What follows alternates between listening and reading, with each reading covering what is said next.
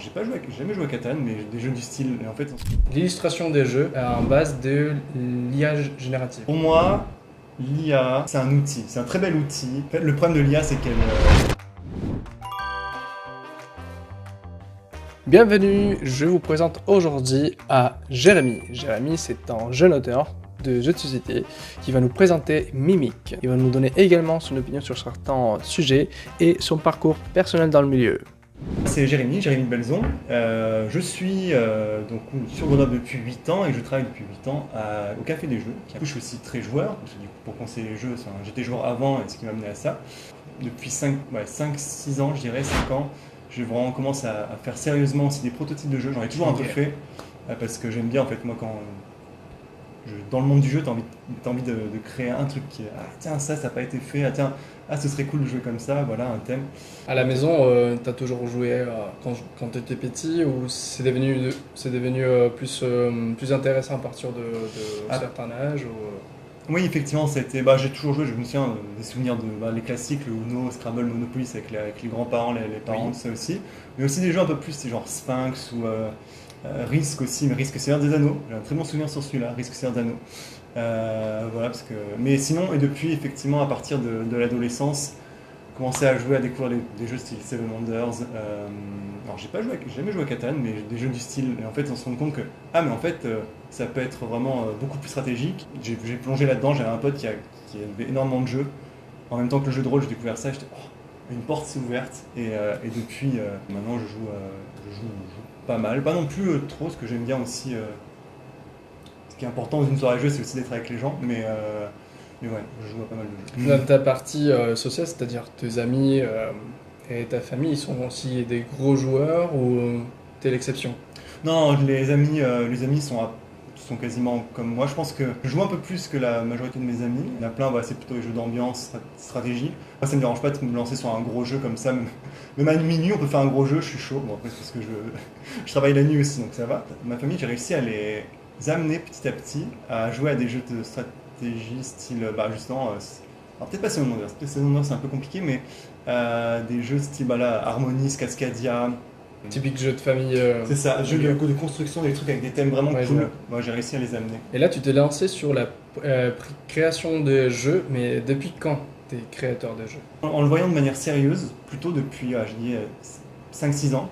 Après, comme je dis, mes premiers protos, ils datent de quand j'étais ado, je faisais des sortes de mini-cartes Pokémon, des trucs comme ça, enfin, un mélange entre Magic et Pokémon. Là où je me vois un peu le faire sérieusement, enfin sérieusement dans le sens pour les éditer, être édité, c'était il y a 5-6 ans, parce qu'en plus vraiment je baignais dans l'univers, donc j'avais vraiment ce regard à la fois créatif et un peu critique aussi, me dire ah ouais ça je l'ai inventé, j'aime bien, mais ça fonctionnera pas, tout comme ça. Moi ce que j'aime bien c'est créer, mais vraiment là j'essaie aussi de faire l'action d'aller démarcher des éditeurs. C'est toujours la même éditoriale, c'est-à-dire la même maison d'édition, tu changes de maison d'édition en fonction du jeu, tu fais comment? Je pense pas d'abord en ligne éditoriale, je fais des jeux qui me plaisent, des jeux. Enfin, en fait, c'est simple, c'est des fois, tel jeu j'aime bien, tel jeu j'aime bien, j'essaie de faire un mix entre les deux, ou des fois un truc complètement différent. Ok. Mais globalement, je suis quand même plutôt sur du jeu stratégie initié, parce que, en plus, dans mon boulot, c'est ce que j'aime bien, c'est les jeux où en fait tu peux rapidement les expliquer, genre 5-10 minutes, mais j'aime bien les jeux où il y a une très grande profondeur de jeu stratégique, tu peux faire.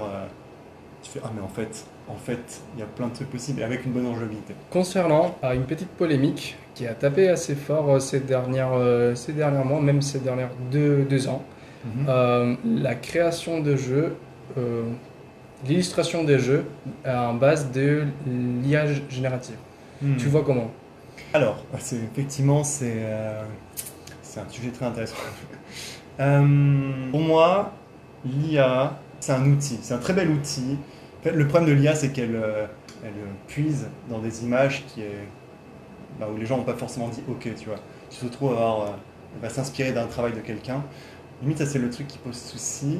Parce que si moi je suis quelqu'un qui dessine très bien, je ne peux pas faire quelque chose pareil que par exemple Picasso. Si, tu peux t'inspirer en fait. Si, c'est. Du coup, si moi je peux, pourquoi pas l'IA?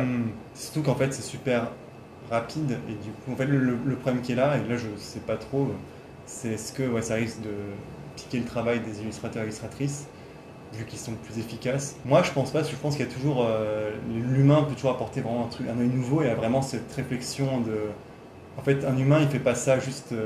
Il y a quelque chose derrière. Quand, toute la création, l'art, enfin pas toute, mais la majorité, quand on crée quelque chose, quand on a ce besoin de créer, c'est parce qu'on veut parler, on veut exprimer quelque chose sur le monde. Et ça, une IA, par définition, on lui demande de faire quelque chose. Donc c'est pour ça, en fait, Joomla, c'est un très bon outil, parce que une IA utilisée par un artiste, je trouve ça très très bien, parce que ça peut faire gagner beaucoup de temps, voire même apporter des idées de création qui sont vraiment pas mal, des trucs auxquels on n'aurait pas pensé. Parce que comme tu dis, en fait, on s'inspire de choses de l'avant. Non, le souci qu'il y a, c'est qu'effectivement, il y a cette peur de ah ouais, mais ça fait beaucoup mieux que moi. Moi, en tant que peut-être qu'illustrateur, j'ai peur de me faire remplacer. Mais ça, en fait, et c'est pour ça que je dis en fait, pour ça, il faut bien mettre un cadre derrière. Il y aura sûrement un truc où un jour tu auras un jeu avec illustration made by humans, tu vois, genre c'est les sortes de gammes ou pas. Après les gens ils se positionnent, en fait c'est deux trucs. Maintenant le monde il y a l'IA. Ouais, après je suis pas non plus, je peux pas dire si c'est bon ou mauvais. J'ai pas toutes les clés pour vraiment dire ça. Je pense que c'est compliqué. Comme dit, ça fait débat. Les prototypes, tous tes jeux, ils ont été basés sur un designer humain ou tu t'es basé sur une IA, ça se passe comment?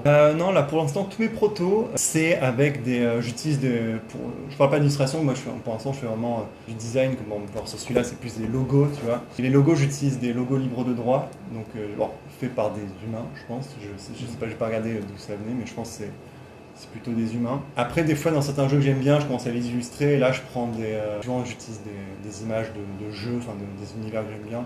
Et là, alors, ça se trouve, j'ai déjà utilisé des images d'IA. Mais encore, j'ai pas encore utilisé moi-même des IA pour illustrer. Parce que ça, on dévie un peu, mais en tant qu'auteur, je me prends pas vraiment la tête avec l'illustration. Pour moi, c'est un truc qui vient après. J'ai une idée de thème, j'ai une idée un peu de ce que je veux voir. C'est pour ça que quand les jeux vraiment sont super avancés, je me permets de faire des fois des illustrations. Mais moi, je reste vachement dans le design, dans les logos, parce que dans tous les cas, quand tu l'édites, quand l'éditeur va attraper ton jeu, c'est lui qui choisira l'illustrateur ou l'illustratrice. En fait, je ne me projette pas à ce point-là, parce que déjà, moi, mon but, c'est de faire un jeu qui tourne, avec quand même des logos, des designs, enfin, qui soit beau et qui soit compréhensible et intuitif. L'illustration, j'en fais rarement.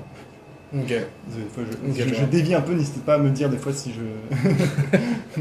Donc, le dernier jeu que tu as sorti, qu'il est vraiment déjà fini, abouti, voilà, il est en vente. Il s'appelle comment? Alors il n'est pas encore, actuellement, il est en cours d'édition chez Gros Games.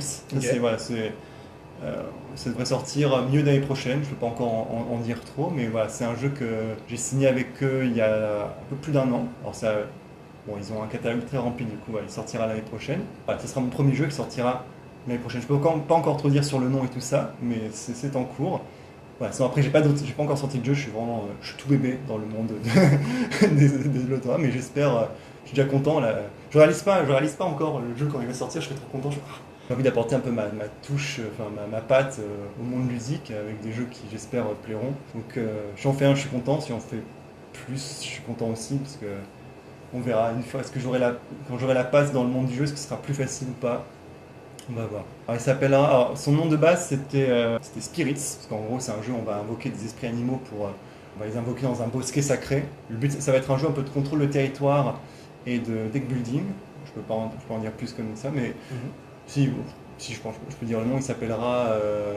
Je peux pas le dire. Je suis pas sûr. Je peux pas sûr. On dit pas. Mais ce sera en lien avec ça. De toute manière, dès que j'ai les infos, Okay. je communique. Pas de souci. Et lui, c'est ton dernier proto. Un de mes derniers protos. Effectivement, depuis qu'on s'est organisé tout ça, même si j'ai fait une petite pause pendant les vacances parce que besoin un peu de. Puis voilà, quand il fait super chaud, j'ai un peu du mal chez moi à bosser aussi. Mais c'est un de mes derniers, effectivement, un de mes derniers qui est bien timide, parce que j'ai plein de protos qui sont un peu à la phase proto-test, vraiment, ça fonctionne, mais c'est pas encore rodé, c'est pas équilibré. Celui-là, il fait partie de ceux qui sont parmi sur la fin, en fait, où là, je peux les présenter à un festival dans des trucs, donc c'est là d'ailleurs qu'on s'est rencontrés. Donc oui, c'est un de mes derniers, c'est pas le tout dernier. Un jeu, un versus, donc un contre un jeu de placement de pions, un peu une sorte d'échec. Je dirais que c'est des échecs dans un labyrinthe, sauf que on n'a pas les mêmes pouvoirs. Il y en a un qui essaie de s'échapper du labyrinthe, l'autre essaie de l'attraper. Et c'est asymétrique parce qu'en gros, celui qui s'échappe, il est tout seul, il n'a qu'un seul pion. L'autre, qui est le mimique, qui essaie de l'attraper, il a 4 pions. Mais pour le personnage qui s'échappe, le Pathfinder, il a des avantages, il peut jouer des cartes pour avoir des bonus, pour se déplacer plus vite, des trucs comme ça, pour se déplacer plus aisément dans le labyrinthe. Mais le twist, c'est que à chaque fois qu'il utilise des cartes comme ça, le mimique les copie. Donc en fait, c'est un jeu donc, versus asymétrique qui est évolutif. On fait plusieurs rounds et à chaque en fait, le deuxième round ne sera pas le même en fonction de ce qu'a fait le Pathfinder sur le premier round. Le mimique aura évolué de manière différente. Et en fait, c'est une sorte de course comme ça, à chaque niveau, pour s'échapper. Ouais. Je voulais vraiment ce côté un peu évolutif et asymétrique. Ça fait combien de temps que tu travailles là-dessus? À peu près un an, je pense dire un an. Je pourrais dire exactement la date exacte quand j'ai eu l'idée, parce que je prends des notes, je pourrais te dire tout à l'heure si tu veux. Mais oui, ça fait à peu près un an, et lui il allait très vite, parce qu'en fait c'était sa place jeu de cette année, et je l'ai bossé, peut-être même c'est 3-4 mois avant place au jeu. Et c'est allé assez vite, parce que comme je suis dans le monde du jeu, des fois j'ai des trucs et je dis ok ça marche, et je suis un peu parti là, et ça a bien fonctionné. Moins d'un an, pardon. Moi, j'aurais un peu moins d'un an.